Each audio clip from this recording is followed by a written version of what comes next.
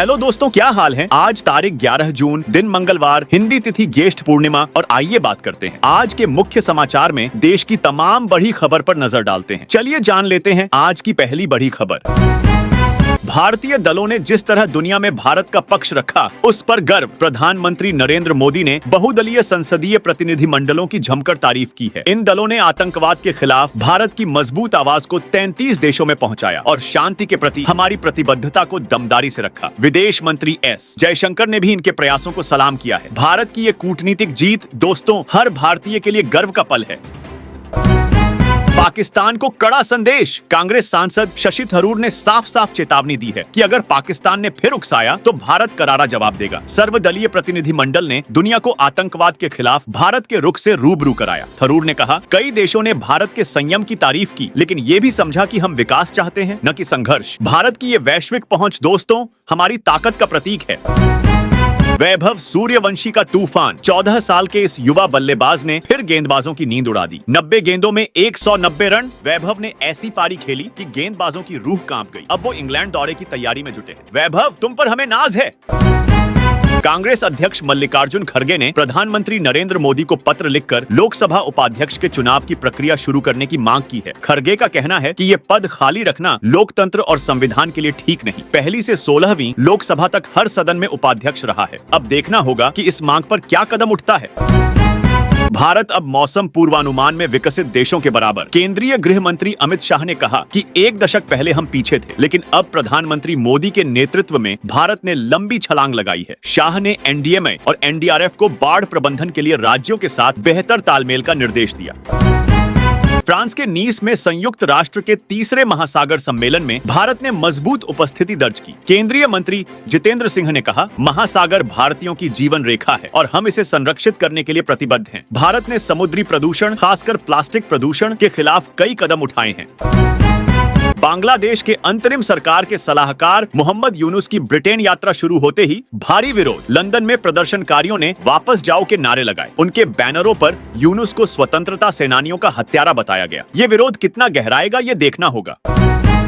Britain समेत 5 देशों Australia, Canada, New Zealand और नॉर्वे ने इजराइल के 2 मंत्रियों पर प्रतिबंध लगा दिया। गाजा में कार्रवाई के चलते धुर दक्षिणपंथी मंत्रियों इतामार बेन-ग्विर और बेजेल स्मोट्रिच अब इन देशों में यात्रा नहीं कर पाएंगे।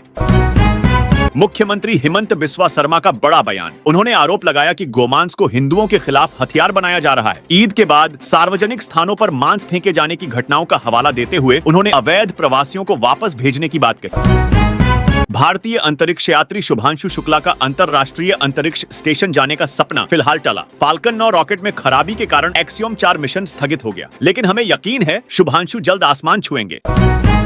जमशेदपुर में बुलडोजर गरजा। रेलवे ने करंडीह और सुंदरनगर में 39 अवैध मकानों को ढा दिया। प्रभावित लोगों ने पुनर्वास न होने पर नाराजगी जताई। उनका कहना है, पहले बसने दिया, अब बेघर कर दिया। दिल्ली पुलिस की बड़ी कामयाबी। 6 साल से फरार हत्यारे मोहम्मद नासिर को बिहार से गिरफ्तार किया गया। नासिर हत्या, लूट और पुलिस पर हमले जैसे कई अपराधों में शामिल था। अब उसे कट्टे के साथ धर दबोचा गया। आरएसएस प्रमुख मोहन भागवत ने पटना में कहा, राष्ट्र हित में ही निज हित। उन्होंने राष्ट्र को सर्वोपरि बताया और कार्यकर्ताओं को प्रेरित किया। भागवत 2 दिन तक प्रशिक्षण वर्ग और बैठकों में हिस्सा लेंगे। ग्रेटर नोएडा में खुशखबरी। एडिटेक सेमीकंडक्टर्स 3000 करोड़ के निवेश से सेमीकंडक्टर यूनिट लगाएगी। इससे 1800 लोगों को रोजगार मिलेगा। ये यूनिट रक्षा और एविएशन के लिए चिप्स बनाएगी। नीतीश सरकार का बड़ा फैसला। कैबिनेट ने 8414 पदों पर भर्ती को मंजूरी दी। पंचायतों में 8093 लिपिक पद शामिल हैं। साथ ही जन्म मृत्यु रजिस्ट्रीकरण नियमावली में संशोधन हुआ। अमरनाथ यात्रियों के लिए खुशखबरी। पहलगाम और बालटाल में 125 लंगर लगेंगे। 3 जुलाई से शुरू होने वाली यात्रा के लिए तैयारियां जोरों पर हैं। बाबा अमरनाथ के दर्शन के लिए भक्त तैयार हैं। ट्रंप पर भरोसा करने से बचे भारत। ट्रंप के हालिया फैसले ने चिंताएं बढ़ाई हैं। 2 विवादित सदस्यों को धार्मिक में शामिल करने से भारत अमेरिका संबंधों पर असर पड़ सकता है। केरल के समुद्र में मालवाहक जहाज में आग। 18 चालक दल को बचाया गया, लेकिन 4 लापता हैं। चीन ने भारत के बचाव कार्य की तारीफ की। एसी के लिए नया नियम जल्द। केंद्रीय मंत्री मनोहर लाल खट्टर ने कहा, एसी 20 डिग्री से नीचे और 28 डिग्री से ऊपर कूलिंग नहीं करेंगे। इससे बिजली की बचत होगी। पूर्वी चंपारण में गैस सिलेंडर फटने से हड़कंप। आधा दर्जन लोग घायल, दर्जनों दुकानें जलकर राख। आग से व्यापारियों को भारी नुकसान। दिल्ली पुलिस ने 242 बांग्लादेशी घुसपैठियों को गिरफ्तार किया है। 5 महीनों में हुई इस कार्रवाई में कई ट्रेन से भागने की कोशिश में थे।